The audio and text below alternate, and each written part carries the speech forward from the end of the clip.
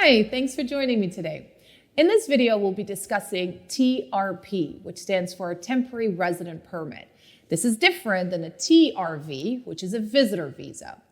A TRP is for people who have an inadmissibility issue. Your inadmissibility could be based on criminal record, misrepresentation, an inadmissibility of a family member, medical inadmissibility, human rights violations, and so forth. So this is what this video is about. With a TRP, the officers look at the need versus risk. The need for you to travel to Canada versus the risk that it could possibly pose on Canadians. Your need has to show that it outweighs the possible risk to Canadians. And so how we do that is by showing the officer a few things.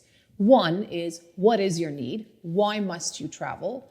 So hypothetically, you have a DUI offense on record that happened over 20 years ago. You can demonstrate that, yes, my trip is for leisure. However, it's been 20 years ago. I've shown remorse, regret, growth.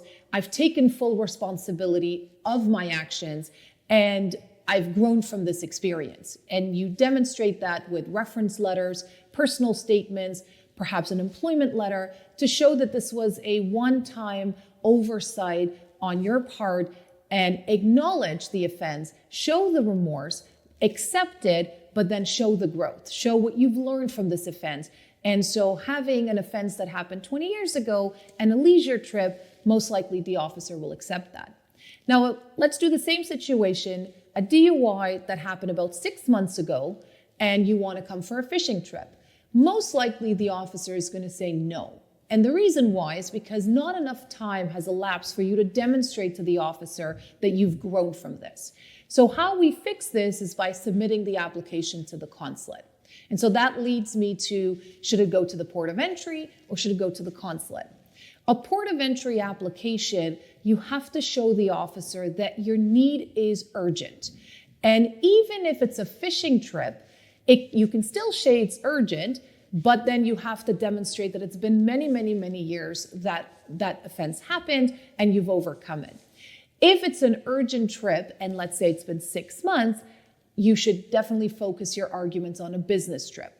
But any leisure trips, you should focus on submitting it to the consulate.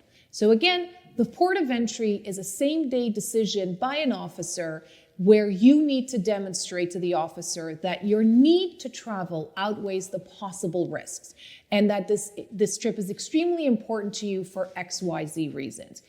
If it's not, and you could potentially wait, then submit the application to the consulate. The consulate is quite backlogged. Current processing times are a little bit high. It's about 8 to 12 months.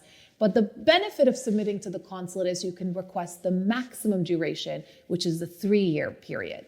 And so you ultimately say that I have multiple trips planned in the next couple of years and make that argument to get the full duration. Versus at the port of entry, usually they accommodate that particular trip.